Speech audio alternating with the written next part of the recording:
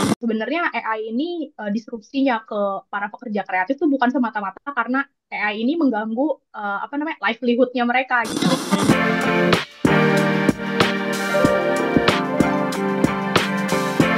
Hai sahabat TCID, kalian sedang mendengarkan podcast Suara Akademia.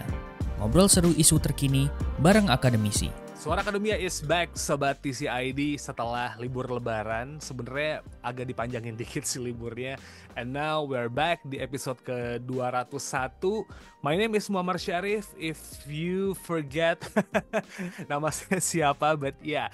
Di episode kali ini ada satu topik bahasan yang lumayan seru gitu. Karena buat ngeramein dalam tanda petik campaign dari The Conversation Indonesia, yaitu Lika-Liku Zilenial, ada satu hal yang sebenarnya menarik buat kita obrolin. Sebelum lebaran ada sebuah tren yang bikin jagat sosial media lumayan rame gitu. You can check your timeline either di Instagram, Threads, or maybe X begitu ya. Diskusi mengenai penggunaan AI, especially generating image menjadi Ghibli style itu lumayan rame gitu. Ada yang pro memakainya buat personal use, ada yang kontra buat menggunakannya karena menganggap itu melanggar hak cipta dan juga tidak menghargai karya seniman begitu. Itu sih sebenarnya kalau aku ngeliatnya kayak lebih semacam puncak gunung es karena sebenarnya permasalahan AI di industri kreatif begitu ya udah jadi diskusi yang lumayan rame dari beberapa tahun yang lalu. Kita bisa ngeliat banyak banget software yang bisa generating video based on prompt gitu. Belum lagi ada yang bisa bikin lagu. Belum lagi graphic designer. Voice over talent pun juga kena. Dan ini tuh sempat jadi bahasan yang lumayan menarik. Apakah memang benar AI ini bakal mendisrupsi industri kreatif dan juga nantinya anak muda yang berminat untuk bergabung dan juga bekerja di industri kreatif begitu ya akan sedikit kesulitan gitu buat membendung si artificial intelligence ini gitu. We're gonna talk about this topik gitu ya, dan buat episode kali ini kita bakal ngobrol bareng sama Mbak Mirna Rahmadina Gumati. Beliau adalah salah satu researcher dari BRIN, Sobat CID. Halo Mbak Mirna, apa kabar Mbak? Halo Mas Syarif, Alhamdulillah baik Mbak. Ah, Mas. semoga sehat-sehat terus ya Mbak ya, dan setelah lebaran malah semakin on fire gitu buat meneliti a lot of things gitu Mbak. Anyway, pertanyaanku pertama nih adalah ketika tren AI ini tuh pecah gitu dalam tanda petik gitu ya, diskusinya kemana-mana nih obrolannya, especially gara-gara fenomena orang merubah fotonya jadi animasi ala-ala Ghibli nih. Mbak Mirna, ngelihat ini gimana nih Mbak? Your honest opinion ketika akhirnya ini semua pecah gitu, kayak hampir semua orang make.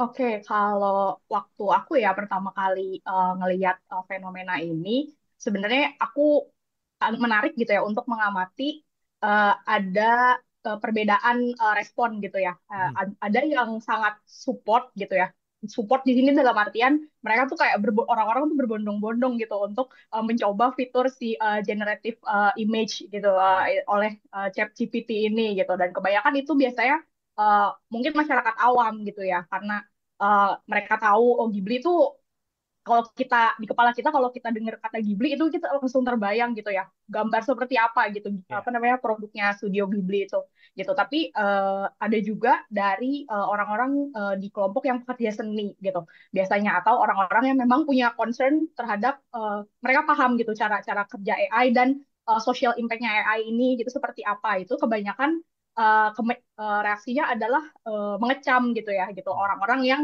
menggunakan uh, generate image pakai style Ghibli ini di ChatGPT gitu.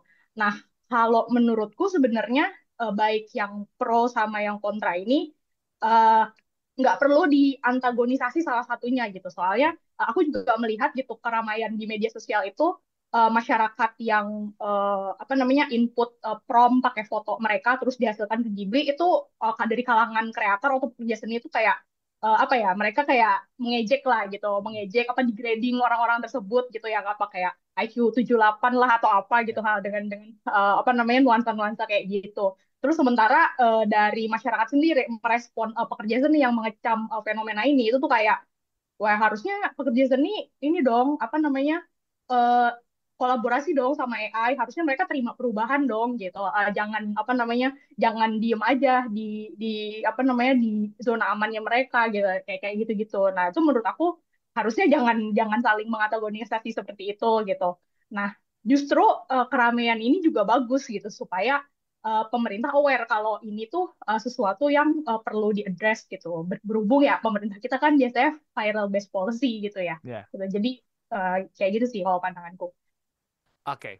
Pandangan soal ada yang buka jasa generating image orang 10.000 gimana nih, Mbak? Ya itu Di apa ya? marketplace banyak banget soalnya itu kejadian tuh. Itu lucu banget sih gitu. Tapi sekaligus kayak menunjukkan bahwa AI ini itu merupakan barang yang memang sebenarnya mayoritas masyarakat Indonesia itu sebenarnya belum paham AI itu apa gitu. Maksudnya ini tuh Hmm. barang macam apa sih? Kayak cara kerjanya gimana gitu. Kenapa dia bisa kita cuma ngetik prompt tiba-tiba keluar tulisan macam-macam atau gambar macam-macam gitu. Itu mayoritas orang Indonesia itu masih belum paham tentang itu gitu. Jadi memang makanya ada orang yang mengambil peluang ini ya, peluang untuk bisnis gitu. Cuma cuma modal apa namanya? Bahkan itu bisa kita nggak harus subscribe ChatGPT yang premium gitu untuk bisa melakukan itu gitu, tapi dia bisa dapat keuntungan yang berlipat-lipat gitu. Itu Nah, lucu sih menurutku, menarik. antara lucu sama ironis sama beda tipis sih, Mbak. Iya, Sebenarnya. betul-betul. Ya, But benar-benar. anyway, kita ngomongin soal AI dan kemajuannya nih, Mbak. Gitu. Kita nggak pernah kebayang sebelumnya bahwa AI bisa dalam tanda petik semaju ini ya. Di 2025 dia udah bisa generate image dengan style tertentu yang bisa dibilang sih udah mendekati meskipun memang belum bagus-bagus banget gitu. Masih banyak em, miss-nya dikit-dikit gitu. Tapi kita ngeliat penggunaan AI sekarang ini tuh udah bisa macam-macam. Buat lagu iya, ya kan? Bikin video based on prompt iya. Editing foto udah dari kapan tahu gitu. Ini AI bisa dipakai kayak gitu. Bahkan buat software developer coding bisa. Menganalisis data pun juga kita ngelempar AI bisa. Kita nggak tahu ke depannya bakal ada apa-apa lagi. Nah, ini tuh menurut Mbak Mirna, apakah ini memang benar-benar semacam inovasi yang bakal kita pakai ke depan-depannya and will help us a lot in the near future? Atau sebenarnya cuman tren yang pada akhirnya ntar orang bakal balik ke normal lagi kayak tren-tren teknologi yang sebelum-sebelumnya gitu, kayak VR yang akhirnya nggak semua orang make gitu kan, belum lagi kayak metaverse gitu yang ujung-ujungnya juga nggak banyak juga tuh yang hidup di sana begitu. Diskusi juga ada kedua arah ini sih sebenarnya, kayak ini ntar bakal pecah dan semua orang nggak bakal pakai, tapi buat yang antusias ngerasa kok kayaknya ini bakal jadi masa depan ya begitu. Mhm. Kalau menurut aku pribadi untuk konteks AI sih ini bukan tren ya gitu. Dalam artian kalau tren kan biasanya sekarang lagi nge-hype, kemudian tapi nanti ada masa turunnya gitu. Kayak misalnya kalau di COVID tuh ada tren bikin dalgona lah gitu. Terus kayak Ya. tiba-tiba orang-orang sepedahan semua gitu. Terus popsicle, terus labubu gitu itu ya. Terus apa namanya? Itu semua turun gitu. Tapi kalau AI itu kecenderungannya dari tahun ke tahun itu justru malah semakin masif dan semakin banyak digunakan.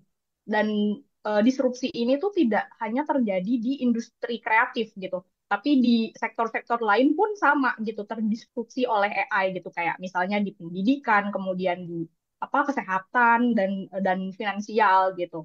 Terus waktu awal kemunculan AI juga tadi sempat disinggung juga ya sama Mas Syarif. Orang-orang tuh kebanyakan berpikir AI itu cuma akan menggantikan pekerjaan yang sifatnya repetitif gitu. Ya. Tapi ternyata faktanya yang white collar jobs gitu kayak apa jurnalis gitu, kemudian seniman, bahkan programmer juga mereka terpengaruh gitu. Tapi konteks yang mungkin agak sedikit bukan konteks ya apa ya sifat yang agak sedikit berbeda gitu ya dari industri kreatif itu adalah ada kondisi di mana dunia kreatif itu mensyaratkan atau menyangkut kemampuan manusia untuk uh, sesuatu hal yang nggak bisa dilakukan AI gitu, yaitu soal kreativitas sama authenticity gitu. Nah, itu dua hal itu yang mungkin dari developer AI juga mengakui gitu kalau dari AI itu untuk generate new idea, maksudnya kayak novelty itu tuh mereka nggak bisa gitu, karena mereka sangat mengandalkan data training gitu, yang which is data trainingnya adalah dihasilkan dari seniman-seniman manusia gitu. Oke. So, salah nggak nih kalau ada statement yang bilang bahwa di hari ini gitu ya, dan mungkin besok-besok, kita tuh sekarang lagi melihat perubahan yang bakal besar dan kena ke semua industri, especially di industri kreatif gitu, Mbak Mirna? Iya betul, itu akan terjadi ya maksudku. Apa namanya? Ini bukan sesuatu yang udah bisa di apa ya, oh kita mau terima atau tolak nih, udah bukan nggak bisa kayak gitu gitu, karena kayak kalau kita mau menolak pun eh, seluruh apa namanya sektor gitu ya, semua pihak tuh udah mengikuti dengan alur alur apa namanya AI ini gitu, mereka sudah menggunakan ini gitu, jadi kayak memang sesuatu yang sudah tidak bisa kita hindari lagi sih kalau menurutku gitu. Jadi daripada apa namanya memperdebatkan gitu, misalnya kayak ini kita mau terima, kita mau pakai AI ini atau kita mau tolak nggak gitu, sebenarnya approach-nya untuk sekarang itu sudah lebih ke oke, kita mau nggak mau harus hidup bersama AI dalam tanda kutip, tapi apa nih apa namanya regulasi-regulasi atau AI yang seperti apa sebaiknya gitu yang kita bagaimana mengatur AI ini gitu supaya mereka tidak sebagai mereka berperan sebagai alat bantu gitu, bukan jadi sesuatu yang malah mengeksploit manusia gitu, atau malah ya menghilangkan livelihood-nya manusia gitu, seperti itu. Nah, ini jadi anu nih Mbak, pertanyaanku berikutnya gitu. Ketika kita misalnya ngomongin soal tadi AI, karena developernya pun mengakui bahwa novelty itu bukan hal yang bisa dikerjakan oleh AI gitu ya. Mereka tuh butuh Mm-mm. dataset yang memang cukup banyak gitu untuk akhirnya bisa menciptakan hasil sesuai dari prompt yang memang digunakan oleh user. Pertanyaanku berikutnya adalah soal trainingnya ini nih Mbak. Kan kalau kita kembali ke industri kreatif begitu, em, kita tarik ke kasusnya Ghibli kemarin deh.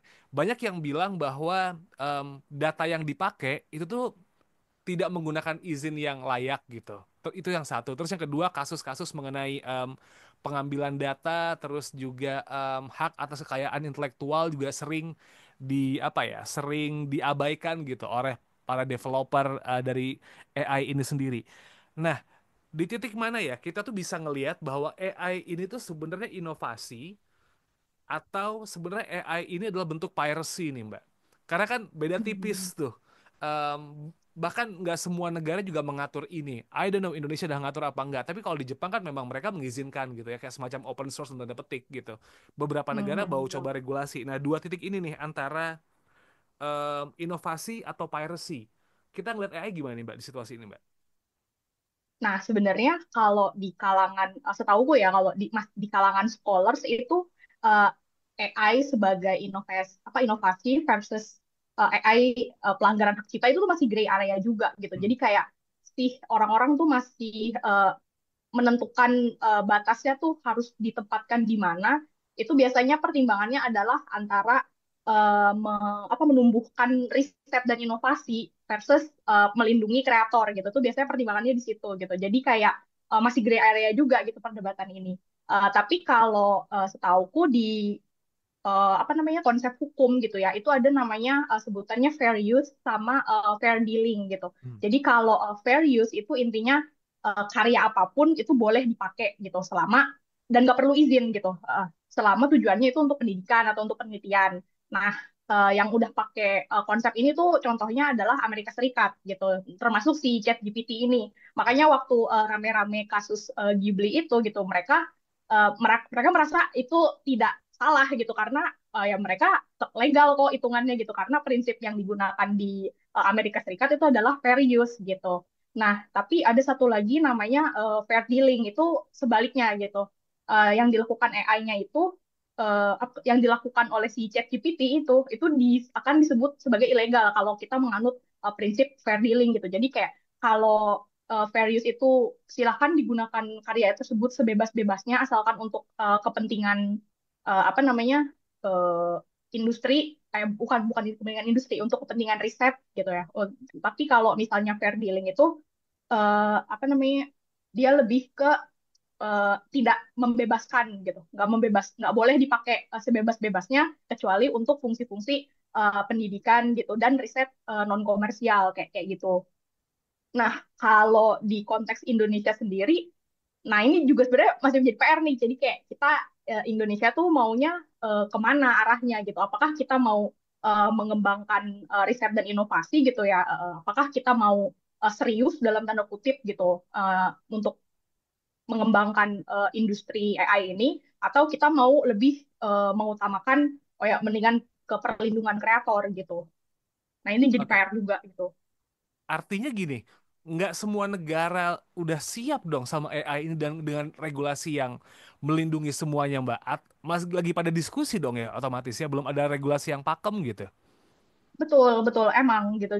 Nah, salah satu regulasi terkait AI yang apa ya, yang dianggap paling established itu kan apa ya, yang punyanya Uni Eropa gitu, yang EU AI Act gitu. Tapi itu pun apa ya, dia nggak mengatur secara detail gitu. Jadi kalau di EU AI Act itu mereka lebih mengkategorisasi resiko gitu. Jadi kayak mana yang dianggap resikonya penggunaan seperti apa yang oh ini kategorisasi AI-nya itu resikonya rendah, terus mana yang risiko menengah, mana yang risiko tinggi. Nah, yang risiko tinggi inilah yang lebih diperhatikan gitu, lebih lebih ketat gitu ya, apa namanya pengaturannya gitu. Nah, tapi EU AI Act ini juga sebenarnya kalau untuk di industri kreatif gitu ya, bukan cuma di industri kreatif sih, tapi di dalam urusannya employment dan labor gitu ya. Eh, di konteks itu dianggap si regulasi ini tuh belum apa ya, belum sepenuhnya melindungi gitu. Jadi kayak pengaturan di EU AI Act itu cuma sebatas kayak AI itu digolongkan sebagai high risk gitu ketika digunakan untuk kegiatan kayak misalnya rekrutmen pegawai kayak kayak gitu gitu. Tapi uh, apa ya, itu kan kalau untuk kalau sudah untuk proses rekrutmen, untuk proses training itu kan AI-nya sudah berupa aplikasi ya, udah jadi gitu. Jadi implementasi AI-nya gitu. Tapi proses di balik apa namanya di balik pembangunan AI-nya itu sendiri gitu, pembangunan sistem AI-nya sendiri gitu yang oh ternyata dia harus melatih sekian banyak data dan diambil dari hasil karya seniman-seniman atau pekerja-pekerja. Nah, itu tuh belum belum secara spesifik mengatur mengatur itu gitu. Jadi memang apa ya? Mungkin yang namanya regulasi itu kan memang selalu terlambat dari fenomena yang terjadi ya gitu. Jadi memang masih sama-sama gitu ya. Kayak nggak cuma Indonesia gitu, mungkin dari negara-negara lain juga masih sama-sama meraba-raba kira-kira positioning mereka itu yang cocok untuk merespon AI ini regulasinya tuh harus harus yang seperti apa gitu. Kita bisa ngakuin bahwa Indonesia mungkin belum punya regulasi soal AI begitu ya, tapi mungkin masih Mm-mm. berpatokan dengan hak kekayaan intelektual gitu-gitu. Ini menjadi ada satu resiko yang lumayan besar nih yang aku lihat nih Mbak Mirna gitu. Salah satunya adalah ancaman terhadap industri kreatif. Di beberapa kota aku udah ngeliat beberapa baliho itu menggunakan AI.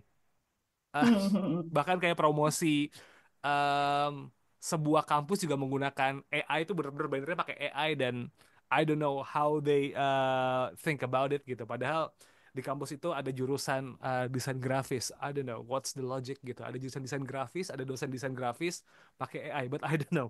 Nah, ngancam apa sih yang Mbak ya kemajuan AI ini yang ke industri kreatif gitu? Ancamannya sebesar apa? Karena tanpa regulasi otomatis tanpa perlindungan gitu. Terus penggunanya juga kayaknya bisa terabas-terabas aja gitu kan. Segede apa sih Mbak ancamannya?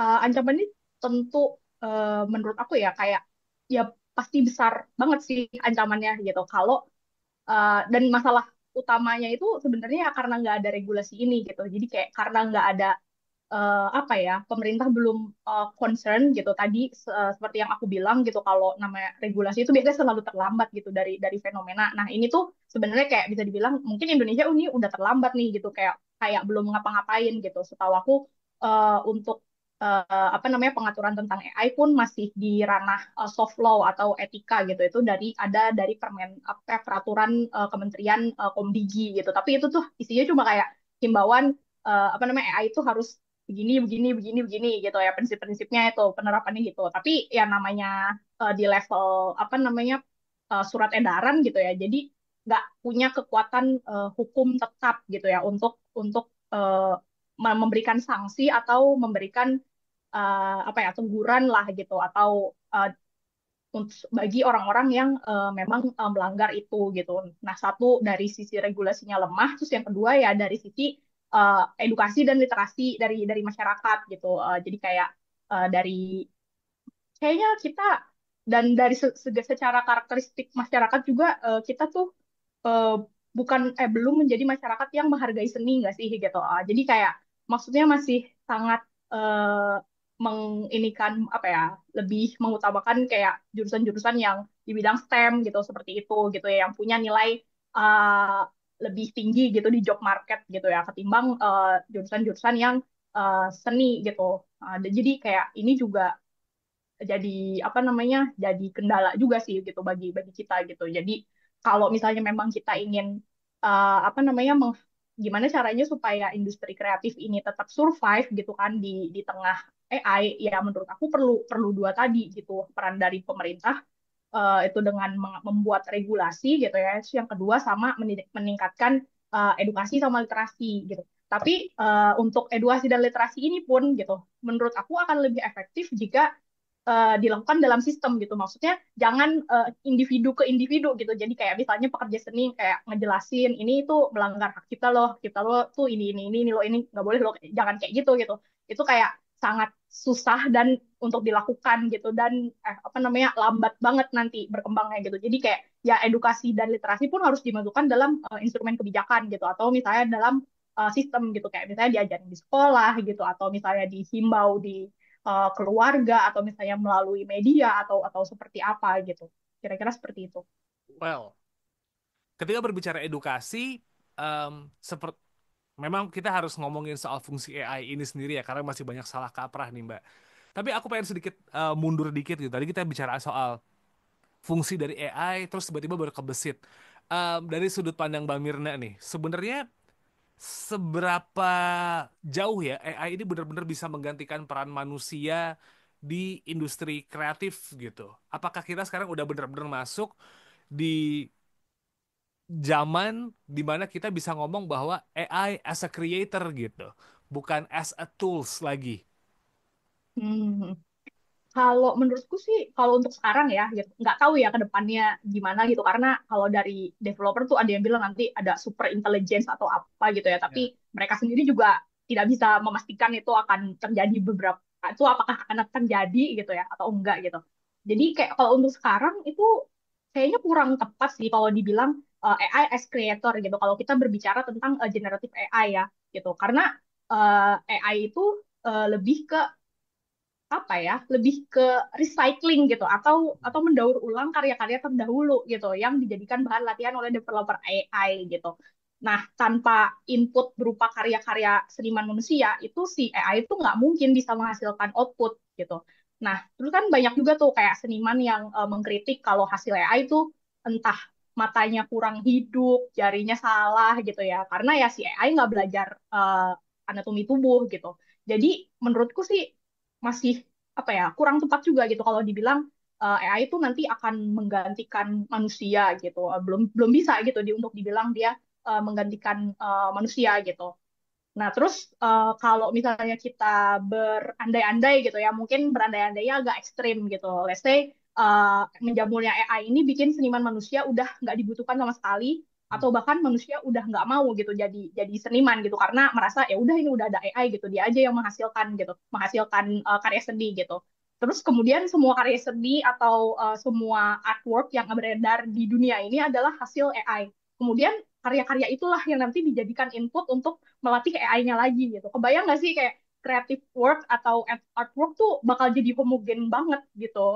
Jadi kayak udah nggak ada apa ya betapa membosankannya gitu menurut aku gitu ya nanti kalau misalnya sampai hal itu terjadi gitu. Jadi aku sendiri kurang sepakat gitu uh, dengan kata-kata AI sudah menjadi uh, creator gitu ya. Dan I personally think that shouldn't happen sih. Gitu. Hmm. Tapi kan jadi menarik ketika akhirnya AI berbicara soal mereka ngambil data dan juga narik data buat dijadikan bahan belajar gitu ya di machine learningnya mereka nih Mbak Hmm. gitu. Em, ini permasalahan soal etika yang akhirnya menurut banyak orang adalah akar nih dari permasalahan penggunaan AI ini di sektor manapun gitu. Di sektor kreatif jelas Hmm. kerasa. Di sektor mungkin akuntansi dan juga bangunan yang lain-lain mungkin pasti juga bakal kerasa ke depannya. Kita berbicara soal etika pengembangan dan juga etika penggunaan. Etika penggunaan kita udah sering banyak ngobrol kali ya, Mbak Mirna ya soal Hmm. ini jangan sampai jadi konten komersial begitu kan. Kalaupun jadi konten Hmm. komersial harus ada fair use yang jelas. Tapi etika pengembangan nih Mbak, is it one thing that we should consider it as apa ya bahan obrolan gitu Mbak? Karena kayaknya kita jarang banget ngomongin soal pengembangan perusahaan AI-nya, tapi kita lebih sering menjadikan pengguna AI sebagai tokoh antagonis gitu, Mbak. Betul betul. Ya, dan ini juga apa namanya, salah satu kritik gitu ya ke AI, yang namanya, jangan lupa kalau AI itu bukan mesin yang netral gitu, bukan bukan karena dia mesin jadi dianggap dia yang paling netral dan paling objektif gitu. Padahal kayak di belakang AI itu ada developernya yang akan mencerminkan value dia seperti apa gitu kan. Itu kan akan mempengaruhi gitu ya, value developer atau backgroundnya developer gitu ke AI itu nanti akan mempengaruhi bagaimana dia membangun AI, kemudian dari company mana gitu si AI itu dikembangkan, itu juga nanti akan tercermin interestnya company itu apa gitu. Nah, tapi kalau untuk praktek etisnya di dunia kreatif itu ada namanya, eh, sebutannya sih PRISI ya. Jadi Hmm. si itu konten, terus kredit sama compensation gitu. Jadi kayak konsen intinya adalah harus prinsipnya itu minta izin dulu gitu sama seniman yang karya seninya tuh diambil gitu. Yang bukan diambil, dijadikan untuk data training gitu. Terus untuk kredit itu ya memberikan kredit gitu. Jadi kayak memberikan atribusi gitu. Jadi kayak menyebutkan gitu apa, seniman ini data-data yang dia perusahaan gunakan untuk melatih AI itu data dari mana sih gitu, itu disebutkan gitu. Nah, terus yang ketiga itu compensation gitu. Jadi kayak kalau misalnya datanya itu apa namanya, hasil karya seninya itu dipakai untuk data training ya, si apa namanya, kreatornya juga mendapatkan bagian gitu untuk itu gitu. Nah, kalau untuk sekarang prakteknya, setauku ini sudah beberapa perusahaan sudah menggunakan ini gitu. Misalnya kayak Getty Image sama Shutterstock ya. Kita kan tahu ya itu kayak supplier biasanya gambar-gambar berhak cipta gitu.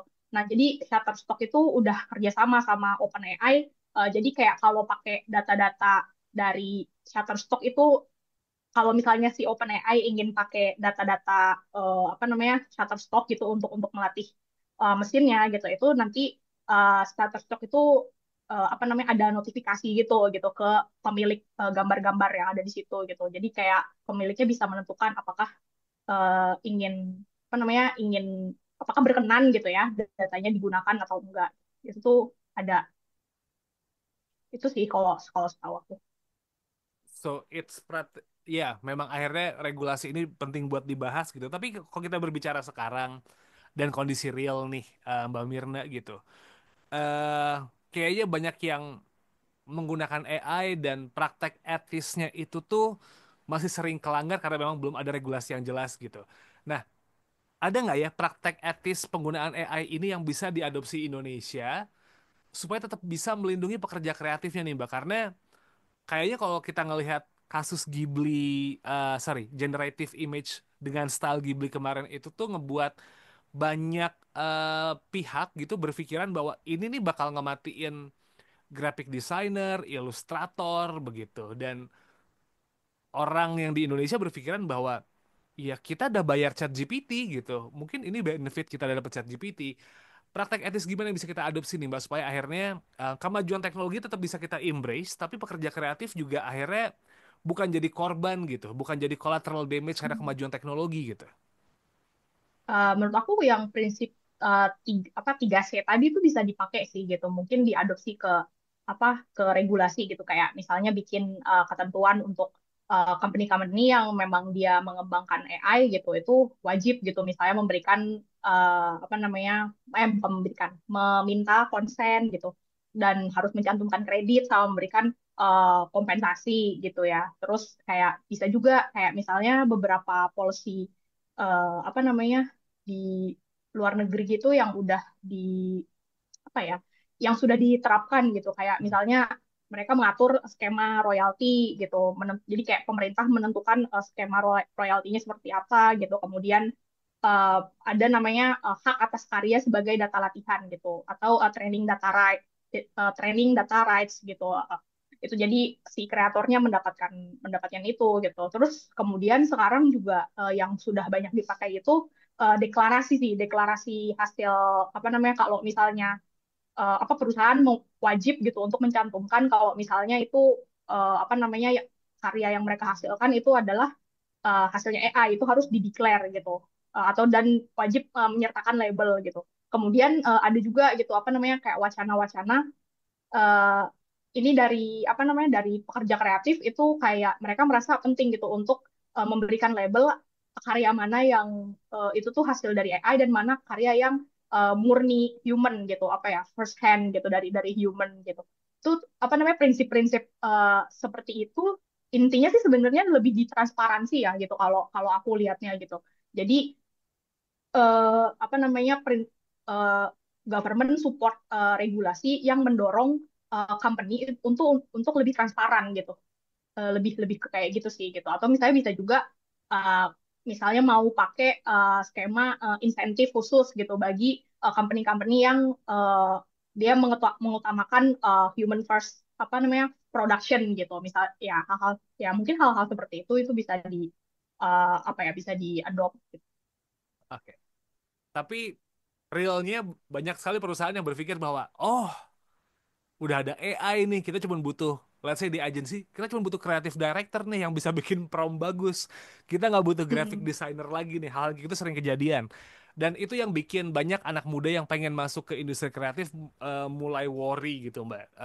Bahwa lapangan pekerjaannya akan semakin dikit dengan kemajuan teknologi ini. Nah, adaptasi yang kayak gimana ya yang diperlukan oleh anak muda atau mungkin orang yang sudah bekerja sekarang, Mbak, dengan kemajuan AI ini begitu. Karena sepertinya kita kudu dibikin fit in sama kemajuan teknologi gitu kan. Supaya akhirnya eh, kayak yang tadi sempat aku bilang gitu. Kemajuan teknologi tetap kita embrace, cuman em, manusia yang bekerja di industri kreatif juga tetap bisa bertahan begitu. Adaptasi yang kayak gimana ya yang perlu disiapkan selama anak-anak muda, especially yang ada di industri kreatif gitu, Mbak. Mungkin ini ya betul apa aku lebih suka pakai katanya embrace gitu daripada bersaing gitu karena kalau bersaing sama AI itu kayak ada aspek yang AI itu jauh lebih lebih lebih unggul dari manusia gitu kayak misalnya AI itu nggak perlu istirahat gitu kan nggak akan burn out gitu nggak butuh healing gitu jadi kayak Ya. kita dari situ aja mungkin udah kalah gitu kalau kita pengen bersaing sama mereka gitu jadi mungkin kata yang lebih tepat itu tadi benar meng-embrace atau kayak kolaborasi gitu ya gitu karena memang AI itu pada dasarnya dia tuh helpful waktu to some apa ya to some degree dia tuh helpful gitu. Apalagi kalau misalnya kita sebagai pekerja kreatif di mana seni itu kita jadikan job gitu. Di mana-mana kalau udah ada kaitannya sama job itu kan berarti kita apa namanya berhubungan dengan ada deadline lah atau misalnya ada wah kita harus memahami apa namanya klien itu keinginannya seperti apa gitu. Itu ada hal-hal yang eh, perlu kita apa ya kita perlu bantuan untuk lebih cepat melakukan itu gitu ya. Karena ada hal-hal yang di luar terkait dengan melakukan seninya itu sendiri, di luar terkait dengan mendesain itu sendiri, atau di luar terkait nyanyi atau misalnya bikin film itu sendiri, itu tuh tadi ada hal-hal kayak deadline gitu, terus sama atasan gimana gitu, terus komunikasi sama apa namanya klien seperti apa gitu, dan itu tidak bisa dipungkiri untuk hal-hal seperti itu AI itu bisa bisa bantu kita loh gitu kayak misalnya brainstorm ide gitu kan atau misalnya eksplorasi ide gitu seperti itu gitu. Jadi kalau menurut aku skill yang penting untuk disesuaikan apa ya untuk supaya kita bisa lebih embrace AI itu ya kita harus memahami cara kerja dia sama keterbatasannya dia gitu. Kayak misalnya sekarang ada uh, bahkan ini ada banyak kelas online-nya gitu namanya prompt engineering gitu Ya. padahal intinya kayak itu kayak yang canggih banget padahal intinya ya cuma gimana caranya bikin prompt yang tepat gitu kan gimana caranya supaya prompt yang kita hasilkan itu promptnya itu sesuai dengan apa namanya hasil yang kita inginkan gitu gitu kayak kayak gitu gitu. Jadi kayak belajar lebih memanfaatkan prompt yang baik sesuai dengan kebutuhan kita seperti apa gitu. Terus mungkin mengembangkan kayak misalnya kurasi hasil AI atau misalnya AI art direction gitu, skill untuk melakukan itu gitu. Itu tuh bisa juga dikembangkan gitu. Tapi nanti pasti ke depannya akan menjadi perdebatan lagi gitu. Apakah karya seni gitu, apalagi ketika dikompetisikan itu harus nggak ada AI-nya sama sekali gitu, atau Hmm. masih boleh tapi cuma untuk fungsi tertentu gitu. Nah itu juga nanti balik lagi ke regulasi gitu. Jadi makanya kenapa perannya government itu penting banget gitu, karena ya itu role-nya government di situ gitu untuk ngatur-ngatur apa namanya perdebatan-perdebatan di dalamnya gitu.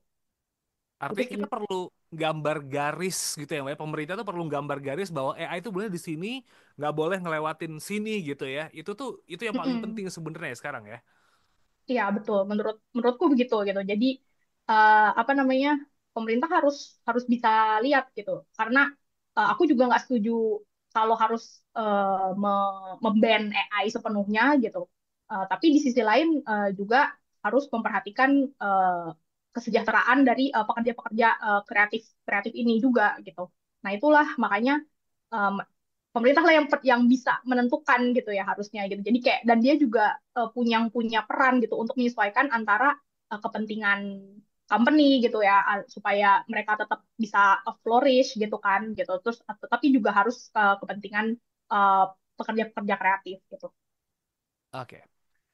Ini diskusi ini sebenarnya nggak bakal bisa stop di episode ini aja karena sebenarnya all we need right now adalah regulasi yang clear gitu kan di semua negara, karena kalau kita ngomongin soal ChatGPT dan Ghibli, Jepang membuka, Indonesia nggak ngebahas gitu, terus kita ngeributin bahwa hak kekayaan intelektual yang kayak gitu-gitu. Jadi memang kita harus punya regulasi yang mungkin sifatnya nggak cuman masing-masing negara ya Mbak ya, bisa jadi global aturan yang mainnya gitu ya Mbak ya. Ya, betul. Bisa bisa global dan sebenarnya nggak harus apa ya, nggak harus kita tuh nggak harus serempak semua sama semua sih gitu. Jadi kayak menyesuaikan dengan karakteristik dari masing-masing negara juga. Tadi balik lagi ke negara tuh maunya fokusnya di mana gitu.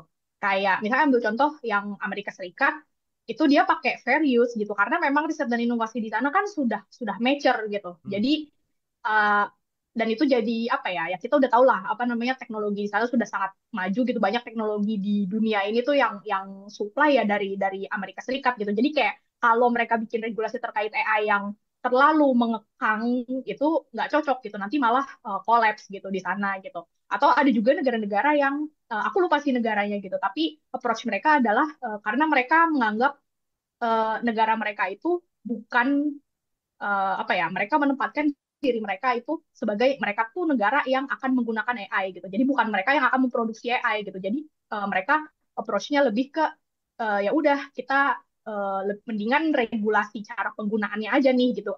Bagaimana nih cara penggunaannya daripada kita mikirin apa namanya pengembangan ekosistem riset dan inovasinya gitu. Karena itu nggak sesuai sama prioritas mereka gitu. Jadi kayak sebenarnya nanti juga akan balik lagi gitu tiap negara pasti akan ada kebutuhannya masing-masing gitu. Oke.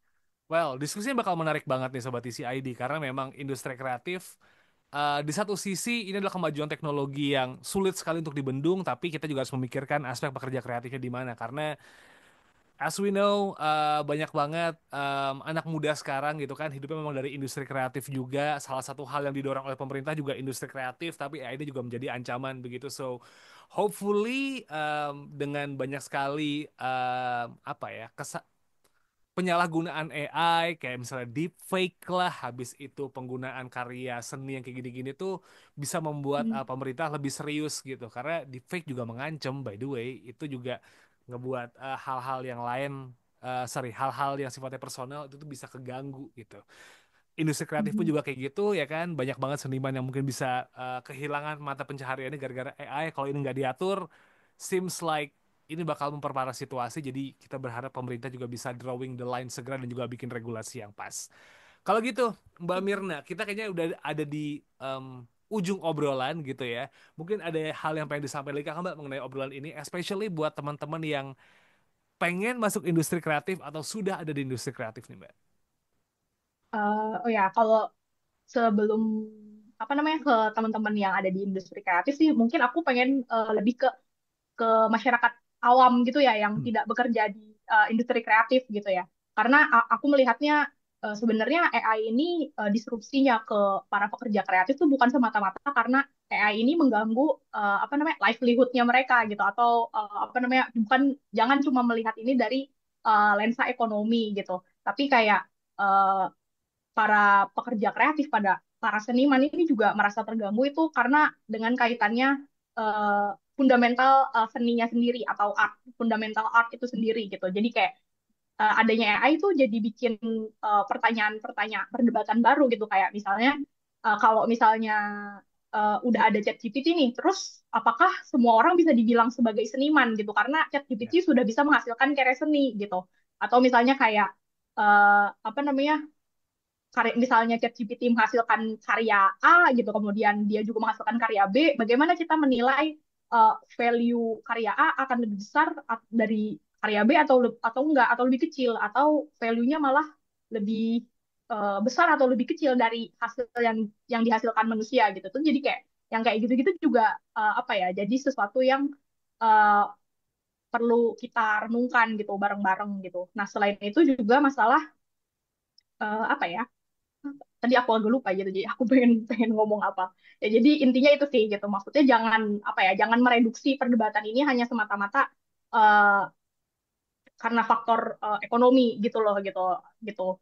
Nah terus kalau untuk apa namanya para pekerja seni pada dasarnya menurutku uh, pekerja seni manusia itu nggak kalah sama AI gitu. Mereka tuh apa namanya? Mereka tuh jauh lebih keren gitu daripada AI gitu. Cuma yang bikin kelihatan pekerja seni kayak kalah itu adalah sistemnya gitu yang sangat apa namanya tidak melindungi mereka gitu loh gitu. Jadi kayak menurutku ya kalau misalnya memang passionate gitu ya untuk kerja untuk terus melanjutkan di industri kreatif itu kita sama-sama gitu apa namanya menyuarakannya itu ke atas gitu maksudnya mendorong pemerintah gimana nih caranya supaya uh, apa namanya pekerja kreatif itu lebih lebih terlindungi gitu hak-haknya bisa mereka bisa mendapatkan hak-haknya tadi gitu sama ya itu sih supaya apa namanya uh, alangkah membosankannya gitu kalau dunia ini isinya tuh udah nggak ada seniman manusia gitu cuma semua diisi sama AI aja gitu. Ya, jadi intinya regulasi dan juga edukasi ya. Masyarakat umum yang awam mungkin yang ada di sekitaran kita gitu juga harus lebih bisa menghargai karya seni begitu kan dan just don't take it simple gitu. Ada AI ngapain harus ke graphic designer gitu-gitu kali ya Mbak ya. Mm, mm, mm, Alright. betul. Kalau begitu Mbak Mirna, thank you so much for the time buat ngobrol kali ini. Terima kasih udah menyempatkan waktunya buat ngobrol ya Mbak. Ya, makasih juga Mas Syarif dan TCID yang sudah memberikan kesempatan buat aku untuk ngobrol di sini. Ini obrolannya seru banget Sobat isi ID. Kita masih apa ya kita masih belum ada di ujung terowongannya karena kayaknya kita baru masuk terowongannya dan kita belum lihat tuh ujung regulasinya kayak gimana so semoga pemerintah punya respons yang baik terkait isu AI terlebih soal ketenaga kerja dan juga industri kreatif gitu karena kemajuan teknologi kadang-kadang Amin, amin. bikin deg-degan juga ya ada orang yang takut gitu lapangan pekerjaannya hilang gara-gara kemajuan teknologi. And now it's a wrap for this episode. Thank you so much sudah mendengarkan Sobat Isi ID buat Suara Akademia episode kali ini dan jangan lupa buat follow sosial media kami di @conversationidn. Kita ada di Instagram, kita ada di X, kita juga ada di TikTok, and don't forget to follow Suara Akademia di YouTube Music dan juga di Spotify dan subscribe YouTube channel kami The Conversation Indonesia to get a lot of good contents dari TCID ya. Kalau begitu, saya Muhammad Syarif pamit. Selamat melanjutkan kegiatan Sobat Isi ID. Have a really nice day and I'll see you on next episode. Wassalamualaikum. Kalian telah mendengarkan podcast Suara Akademia, ngobrol seru isu terkini bareng akademisi.